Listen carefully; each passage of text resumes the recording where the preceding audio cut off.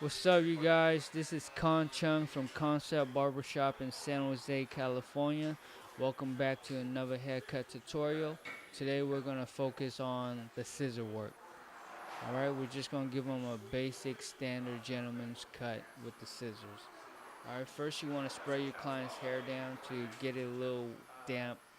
Alright, it's easier to work with and the hair stick together, so when you cut it, it doesn't get all over the client's face. Alright, so first I comb the hair and I hold it with my index and my middle finger. Alright, and I start from the front, I go side to side from front to back. Alright, so I'm going side to side from front to the back of his head. Alright, so I'm holding it with my index finger and my middle finger. What I'm doing here is showing you guys that I'm placing the scissor on my middle finger, pointed away from my finger. This is how you avoid getting your fingers cut. Alright, so if you place the blade on your middle finger and you point away from it and you cut, you will never cut your hand. As you can see, my hand's very nice because it doesn't get cut. Alright, it's been cut once or twice and I learned my lesson. So that's how I do it to avoid getting cut. Alright. Alright, so what I'm doing is I'm holding the hair in between my index and my middle finger, and with my thumb, I'm holding the comb.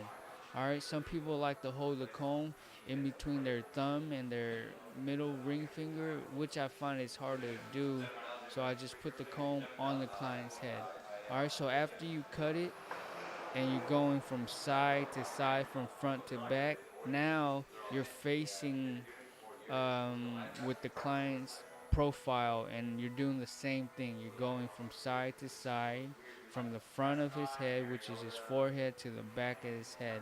All right, and what you want to do is you want to get everything even. That's pretty much what you're doing. So you know how we use guards, and the guards go from 0 up to 8. The highest I've seen was a 10, but the scissor is pretty much the unlimited guard. You know, you can cut your hair as long as you need, as long as you want. So after I've done that, what I'm doing right here is I'm checking to see that everything is pretty much even with each other. There's not much of a big difference. And then I'm doing the point cutting. So what this does is it gives the hair a little bit of texture, and it makes it look a little uneven, which makes it look good. When the hair is perfectly even, it's flat. Alright, so when you give it texture, it gives it a little bit of volume, a little bit of lift.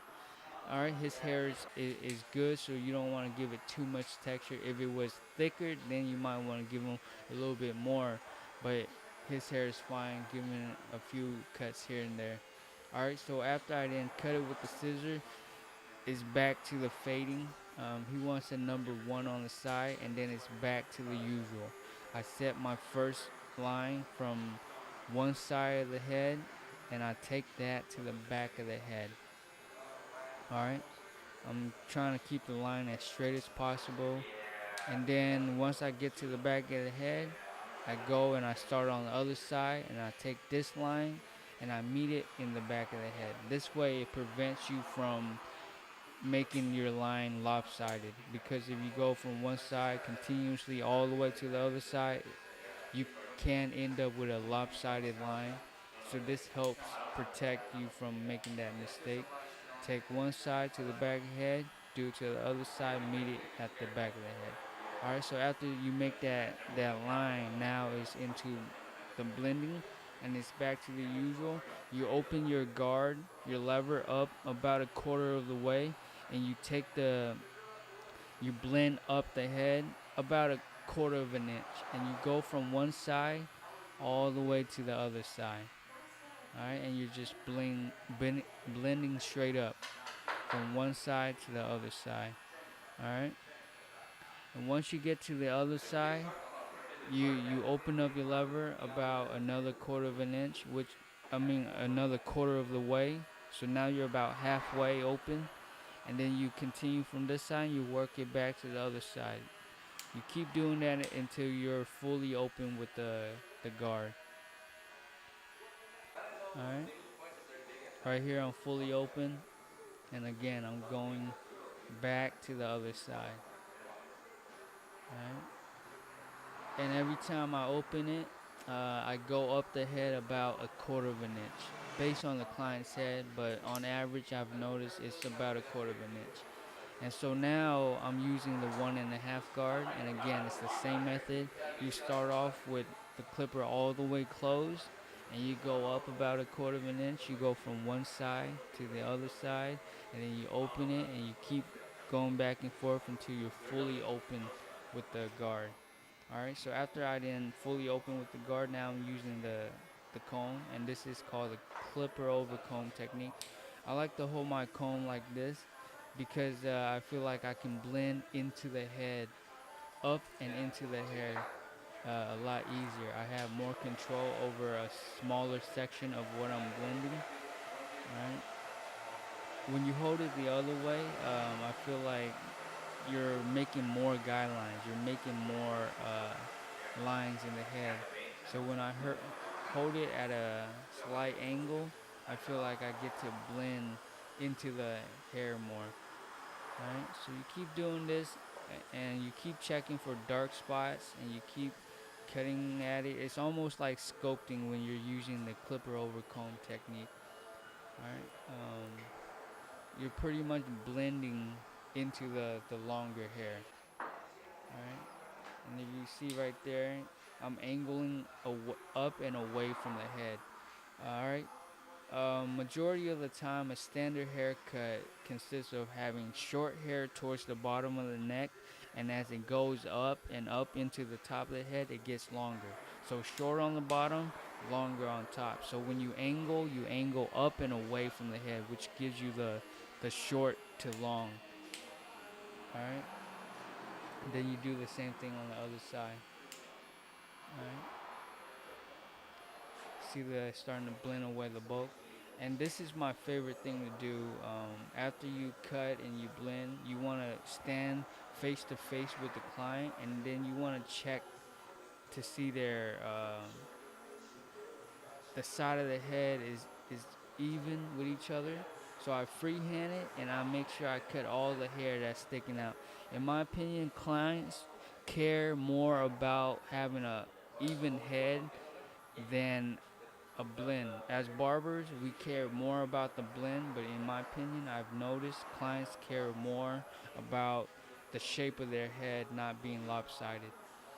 Alright, so with this longer hair, it helps to comb everything over. When you comb everything over, all the shorter hair will stand up and pop out, and you'll see it better. So it helps to move the longer hair out the way so you can see the shorter hair, and this allows you to cut whatever is standing out.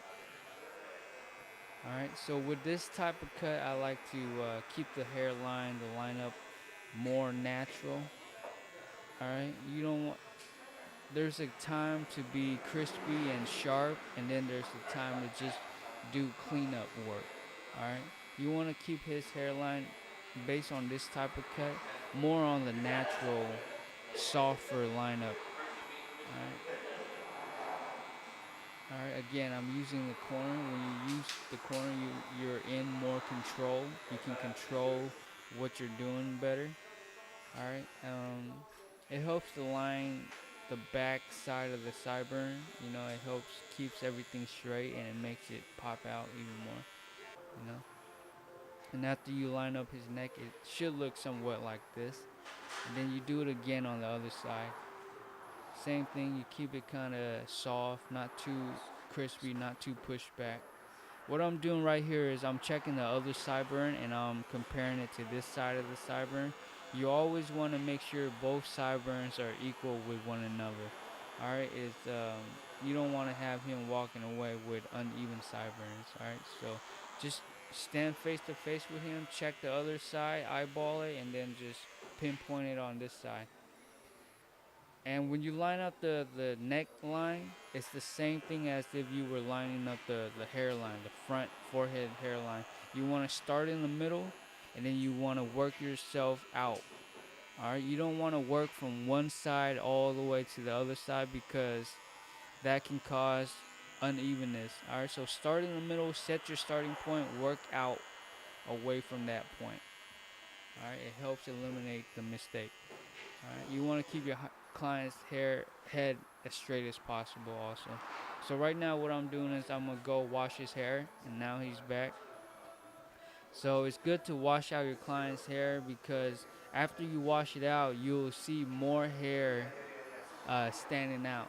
All right, and again, you can go over and just touch up, make sure everything is in order, trim all the loose hair. And right here, I'm applying some pomade to his hair so I can style it. All right, and that's a pretty standard haircut, nothing too fancy. It's good to do sharp haircuts, but it's also good to know how to do your basic standard gentleman's cut. Thank you, you guys. I appreciate it. I love